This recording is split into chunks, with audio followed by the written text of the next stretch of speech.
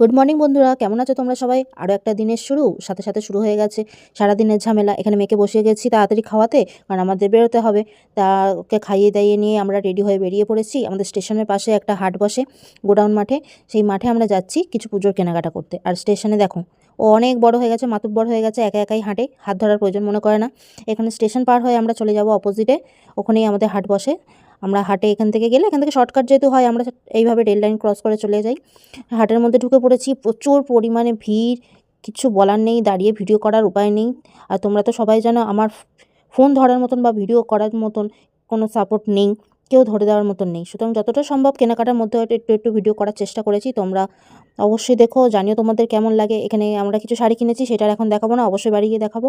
তার সাথে এখানে মেয়ের অন্যায় চলছে, শাড়িগুলো দেখে এপার ওপার করছে, অন্যায় করছে। শাড়িগুলো খুব একটা খারাপ না, পুজোর জন্য ঠাকুরের দেওয়ার জন্য শাড়ি কিনেছি। তারপর এখানে চলে এসেছি একটু আখের রস নিতে।